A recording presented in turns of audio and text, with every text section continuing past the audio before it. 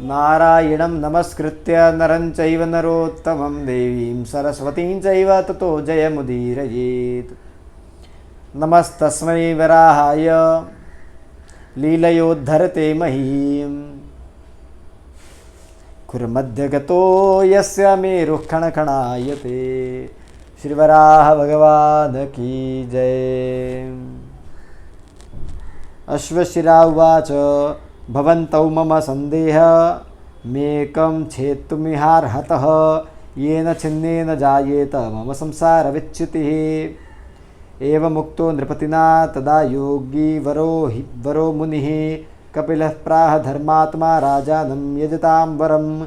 कपिल उवाच कस्ते मनसि सन्देहो राजन् परमधार्मिक। छिन्दाम्येनि तच्छ्रुत्वा ब्रूहि यत्तेऽभिवाञ्छितम्। अश्वशिरा उवाच कर्मणा प्राप्यते मोक्ष उताहो ज्ञानिना मुने। एतन्मे संशयं छिन्धि यदि मेऽनुग्रहः कृतः। अश्वशिरा ने कहा, आप दोनों मेरा एक संदेह दूर करने में सक्षम है, जिसके दूर होने से निश्चय ही मेरी संसार से मुक्ति हो जाएगी। तत्पश्चात राजा के द्वारा इस प्रकार कहे जाने पर योगी श्रेष्ठ धर्मात्मा कपिल मुनि ने यज्ञकर्ताओं में श्रेष्ठ राजा अश्वशिरा से कहा। कपिल मुनि ने कहा कि परम धार्मिक राजन, आपके मन में संदेह क्या है, जिसे सुनकर मैं उसका समाधान करूँगा। अतः निश्चिंत होकर जो कुछ तुम्हारे मन में हो उसे व्यक्त करो। राजा ने कहा, कर्म से या ज्ञान से मोक्ष प्राप्त होता है। यदि आपने मेरे ऊपर अनुग्रह किया हो तो मेरे इस प्रकार के संदेह को दूर करे। तो कपिल उवाच इमं प्रश्नं महाराज पुरा पृष्टो बृहस्पतिः रैभ्येण ब्रह्मपुत्रेण राज्ञा च वसुना पुरा। वसुरासीन्द्रपश्रेष्ठो विद्वान् दानपतिः पुरा।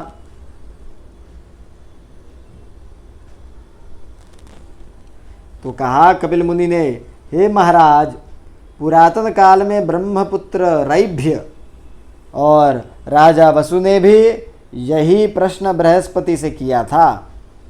बहुत पहले चाक्षुष मनु के समय में वसु नाम के दानपति विद्वान और ब्रह्मकुल की वृद्धि करने वाला श्रेष्ठ राजा था। किसी समय वसु ब्रह्मा जी के दर्शन की इच्छा से उनके निवास पर पहुँचे। पथि चैत्र रथम दृष्ट्वा विद्याधरवरम नृप अपृच्छच्च वसुः प्रीत्या ब्रह्मणो वसरम प्रभो। पथ में चैत्र रथ नामक श्रेष्ठ विद्याधर को देखकर राजा वसु ने उससे नम्रतापूर्वक ब्रह्मा जी के दर्शन का समय पूछा। उसने कहा कि ब्रह्मा जी के घर के अंदर देव सभा चल रही है। फिर इस प्रकार सुनने के बाद वसु ब्रह्म भवन के द्वार पर ही खड़े हो गए। उसी समय उसी जगह महातपस्वी रैभ्य भी आ पहुँचे। फिर उन संपूर्ण मानस राजा वसु ने प्रीतियुक्त मन से प्रथम मुनि रैभ्य का पूजन करने के बाद कहा, हे मुनि, आप कहाँ जा रहे हैं? रैभ्य ने कहा, अहम बृहस्पतेः पार्श्वे आगतोऽस्मि महानृप, किंचित कार्यान्तरं पृष्टो महं देव पुरोहितम्। मैं तो बृहस्पति के समीप आया हूँ।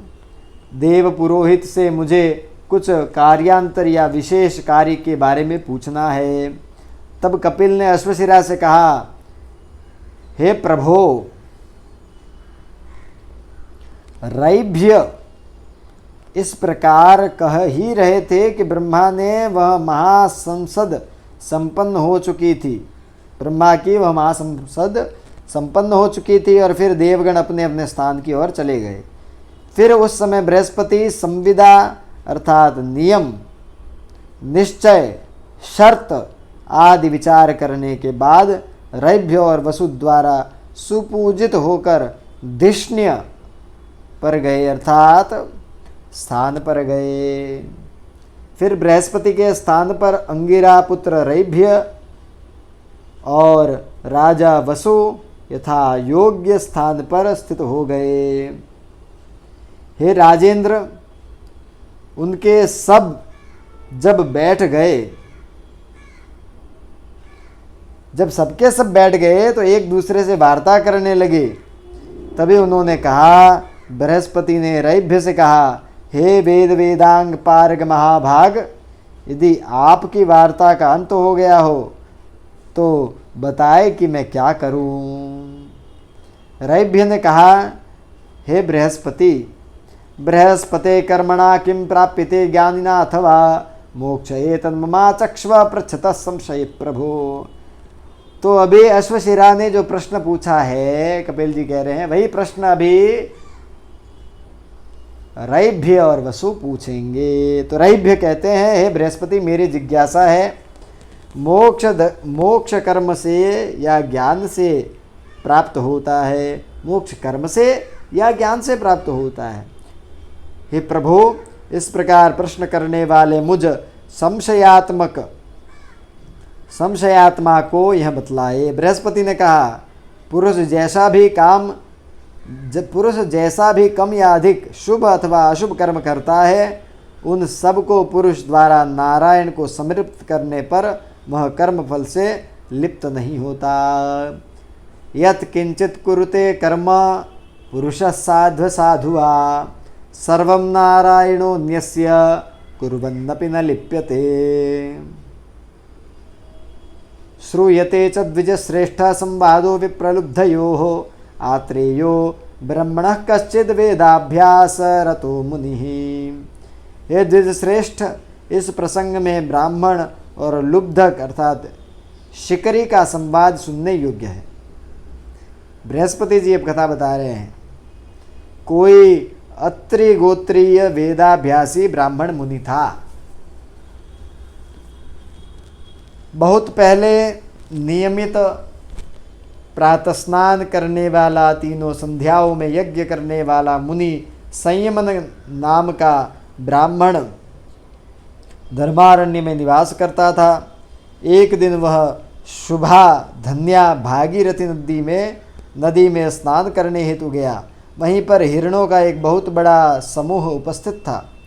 उन हिरणों को मारने की इच्छा वाला धनुष धारण किए काल के समान बुद्धिमान निष्ठुरक नाम का लुब्धक धनुष पर बाण चढ़ाते हुए प्रस्तुत हुआ। इस प्रकार मृगया में लिप्त उस शिकारी को देख संयमन ब्राह्मण ने उसको रोकने की चेष्टा करते हुए कहा, हे भद्र, यह जीव हिंसा मत करो। तो उस शिकारी को रोका। इस प्रकार ब्राह्मण का वचन सुनकर व्याध मुस्कुराते हुए यह कहा, व्याध ने, हे द्विजोत्तम, मैं स्वयं ही पृथक जीव की हिंसा नहीं कर रहा हूँ। परमात्मा भगवान स्वयं जीवों के साथ उसी प्रकार खेला करते हैं जिस प्रकार मिट्टी से बनाए हुए बैलों से बालक खेला करते हैं। इसमें संशय नहीं है। हे ब्रह्मन, मोक्ष की इच्छा वालों का यह अहंकार ही है। याद रखना चाहिए कि संसार की सभी क्रियाकलाप जीवन यात्रा के निर्वहन हेतु ही होती है। इस विषय में अहंकार का उपयोग कदापि उचित नहीं है। फिर इस प्रकार के वचन सुनकर वह विप्रेंद्र संयमन ब्राह्मण ने चकित होकर व्याध निष्ठुरक से इस प्रकार का वचन कहा, हे भद्र, किमे तदुच्यते भद्र प्रत्यक्षम हेतुमुद्वचः ततः श्रुत्वा मुनिर्विप्रम लुब्धकः प्राह धर्मवित् कृत्वा लोहमयं जालम तस्याधोज्वलनं दधौ। हे भद्र, तुम किस प्रकार के प्रत्यक्ष हेतु युक्त वाणी कह रहे हो?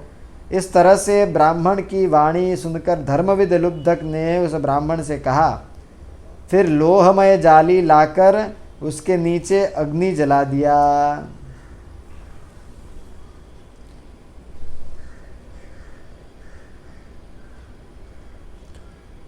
फिर उस व्याध ने ब्राह्मण से कहा कि काष्ठ संचय कर इस जाली के नीचे जलाओ। फिर ब्राह्मण मुख से अग्नि प्रज्वलित कर वहाँ से दूर हट गया। हे द्विज, फिर से लौह जाली के नीचे अग्नि के प्रज्वलित हो जाने पर उस लौह जाली के जाल छिद्रों से अग्नि भिन्न भिन्न सहस्रों रूपों में दिखने लगी, जबकि अग्नि एक स्थान पर ही जलाई गई है। फिर लुब्धक ने ही ब्राह्मण से कहा, हे महामुनि, अब आप इन जालियों के ज्वालाओं में से एक ज्वाला को पकड़कर रखें, जिससे मैं शेष ज्वालाओं को बुझा सकूं। इस प्रकार कहकर वह लुब्धक अग्नि के मूल स्रोत पर तुरंत एक जलपूर्ण घट को उड़ेल दिया। इस प्रकार अचानक अग्नि जल्द ही पूर्व की तरह शांत हो गई।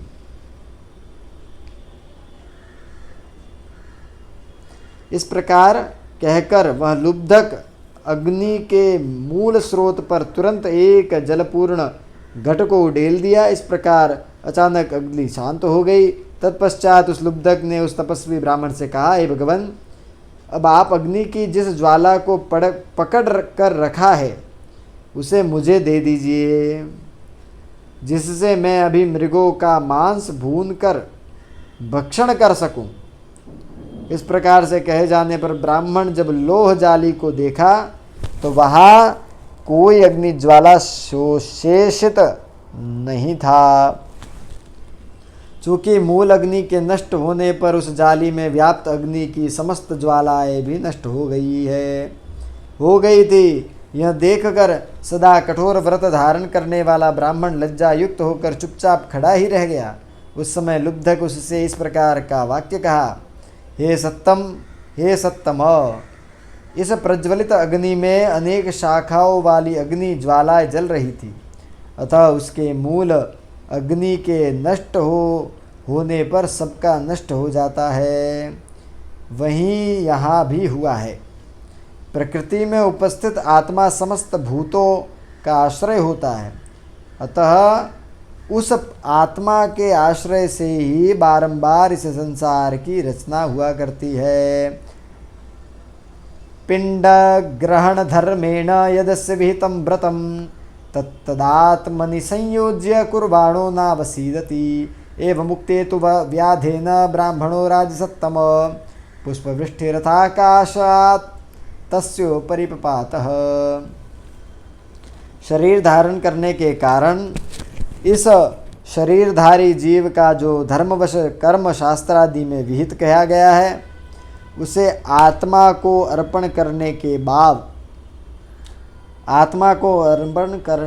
भाव से संपन्न करने वाले कभी दुख नहीं होता है। राजसत्तम व्याध द्वारा ब्राह्मण से इस प्रकार कहने के समय उसके ऊपर आकाश से पुष्पों की बारिश होने लगी। उस समय ब्राह्मण श्रेष्ठ ने स्वेच्छाचारी विशाल दिव्य विमानों को विविध प्रमुख लयों को संपन्न देखा। उस ब्राह्मण ने उस स्थान पर उन समस्त विमानों के कामना के अनुरूप स्वरूपमान और एक समान अवस्थाओं में उस श्रेष्ठ निष्ठुरक नाम के व्याध को स्थित देखा। इस तरह अद्वैत भाव की सिद्धि करने वाले एवं योग ज्ञान के प्रभाव से विविध देह धारण करने वाले निष्ठुरक लुब्धक को देखकर ब्राह्मण सहर्ष अपने आश्रम की ओर चल पड़ा। हे द्विजश्रेष्ठ रैभ्य एवं राजा वसु, इस तरह सुजातीय कर्म करते रहने पर भी निश्चयपूर्वक ज्ञानियों की मुक्ति हो जाया करती है। इस प्रकार बताते हैं। हे नृप, इस प्रकार से रैभ्य और राजा वसु संशय मुक्त होकर बृहस्पति के मार्गदर्शन को पाकर अपने आश्रम की ओर चल पड़े। इस प्रकार हे राजेंद्र, आप भी अपने शरीर में स्थित प्रभु नारायण देव की आराधना अभेद दृष्टि से करें। कपिल की वाणी सुनकर उस परम सामर्थ्यवान राजा अश्वशिरा ने स्थूलशिरा नाम के अपने यशस्वी बड़े पुत्र को बुलाकर अपने राज सिंहासन पर उनका अभिषेक कर दिया। उसके बाद वह राजा वन की ओर चला गया। हे वरारोहे, उसने नैमिषारण्य तीर्थ में सर्वश्रेष्ठ यज्ञ मूर्ति और यज्ञ शरीर वाले विष्णु की स्तुति द्वारा आराधना की। वराह उवाच नमामि याज्यं त्रिदशाधिपस्य भवस्य सूर्यस्य हुताशनस्य सोमस्य राज्ञो मरुतामनेक रूपं हरिं यज्ञनरं नमस्ये सुभीमदं श्रं शशिसूर्यनेत्रं संवत्सरे चा यनयुग्मयुक्कुक्षं दर्भाङ्गरोमाणमथेध्मशक्तिं सनातनं यज्ञनरं नमामि। द्यावा पृथिव्योरिदमन्तरं हि व्याप्तं शरीरे न दिशश्च सर्वाः।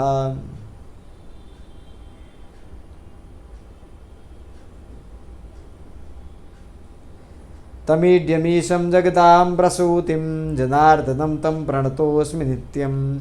सुरासुराणां च जया जयाय युगे युगे यस्वशरीरमाद्यं सृजत्यनादिः परमेश्वरो यस्तं यज्ञमूर्तिं प्रणतोऽस्मि नाथं।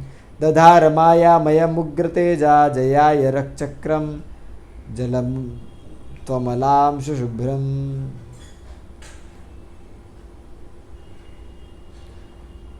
गदासिशारङ्गाद्विचतुर्भुजोऽयं यं यज्ञमूर्तिं प्रणतोऽस्मि नित्यं। क्वचित् सहस्रं शिरसा दधार क्वचिन्महापर्वततुल्यकायः क्वचित् स एव त्रसरेणुतुल्यो यस्तं सदा यज्ञनरं नमामि। चतुर्मुखो यसृजते समग्रं रथाङ्गपाणिः प्रतिपालनाय क्षयाय कालानलसन्निभो यस्तं यज्ञमूर्तिं प्रणतोऽस्मि नित्यं। संसारचक्रक्रमणक्रियायै ययुज्यते सर्वगतः पुराणः यो योगिभिर्ध्यायतो चाप्रमेयस्तं यज्ञमूर्तिं प्रणतोऽस्मि नित्यं। सम्यग्मनस्यर्पितवानहं ते यदा सुदृश्यं स्वतनौ तु तत्त्वं न चान्यदस्तीति मतिस्थिरा मे यतस्ततो मावतु शुद्धभावम्। अतिरितस्तस्य हुताशनार्चिः प्रख्यं तु तेजः पुरुतो बभूव। तस्मिन् स राजा प्रविवेश बुद्धिं कृत्वा लयं प्राप्तवान् यज्ञमूर्तौ। बोलिए श्री वराह भगवान की जय। तो वराह ने कहा, हे देवेंद्र, शंकर, सूर्य, अग्नि, सोम के स्वामी, चंद्रमा तथा मर्दगणों के आराध्य, उनके अनेक रूप धारण करने वाले यज्ञ पुरुष पर यज्ञ पुरुष जो है उनको नमस्कार करता हूँ। भयावह दाढ़ वाले, चंद्र और सूर्य स्वरूप नेत्रों वाले, वर्ष में होने वाले उत्तरायण व दक्षिणायन रूप दो अयनों के सदृश कुक्षियों वाले, कुशों के रोम धारण करने वाले, समिधा के समान शक्ति वाले सनातन यज्ञ पुरुष को नमस्कार करता हूँ। अंतरिक्ष और भूमि के अंतर अर्थात मध्य का भाग, सभी दिशाएं जिनके शरीर में व्याप्त है तथा जगत की उत्पत्ति करने वाले ऐसे जनार्दन आराध्य देव को मैं नित्य नमस्कार करता हूँ। देव और दानवों के क्रम से जय और पराजय करने वाले, प्रत्येक युग में जो अपने शरीर से सृष्टि का आदि करने वाले तथा इस तरह अनादि सृष्टि वाले जो परमेश्वर यज्ञ मूर्ति है, उन नाथ को मैं प्रणाम करता हूँ। विजय हेतु उग्र तेज को धारण करने वाले, माया स्वरूप अमल प्रकाशवान शुभ्र चक्र, गदा, खड्ग, शारंग, धनुष आदि धारण करने वाले, चार भुजाओं वाले जो परमेश्वर है, उन यज्ञ मूर्ति को मैं नित्य प्रणाम करता हूँ। जिसने कहीं सहस्र शिर धारण किया, कहीं महापर्वतों के समान शरीर धारण किया, कहीं पर त्रस रेणु के समान सूक्ष्मतम स्वरूप धारण किया, मैं ऐसे यज्ञ पुरुष को हमेशा प्रणाम करता हूँ। जो चार मुखों वाले होकर समस्त सृष्टि की रचना करते हैं, जो जनत्राण के लिए या उनके परिपालन के लिए चक्र को धारण करते हैं, और जो सृष्टि संहार के लिए प्रलयाग्नि के समान है, मैं ऐसे यज्ञ पुरुष को नित्य प्रणाम करता हूँ। संसार चक्र का सांसारिक प्रपंच के परिभ्रमण या निर्वहन के लिए जिन सर्वव्यापी पुराण पुरुष का यजन किया जाता है, और योगी जन जिन अप्रमेय का ध्यान किया करते हैं, मैं ऐसे यज्ञ मूर्ति को नित्य प्रणाम करता हूँ। सदा से मैंने आपके स्वरूप को अपने चित्त में धारण कर रखा है, फिर आपके सुंदर स्वरूप का अपने शरीर में ध्यान किया करता हूँ। अपने दृढ़ विचार से आपके अतिरिक्त अन्य किसी का अस्तित्व नहीं जानता। अतः आप मुझ शुद्ध भाव युक्त की रक्षा करें। ऐसे स्तोत्र से अर्चन करने वाले राजा अश्वशिरा के समक्ष अग्निज्वाला सी महातेज उत्पन्न हुआ। फिर उस राजा ने अपनी अभेद बुद्धि के बल से उस तेज में समाविष्ट हो गया। इस तरह वह राजा उस यज्ञ मूर्ति में विलीन हो गया। इति श्री वराह पुराणे भगवच्छास्त्रे पंचमोऽध्यायः। बोलिए श्री वराह श्याम भगवान की जय।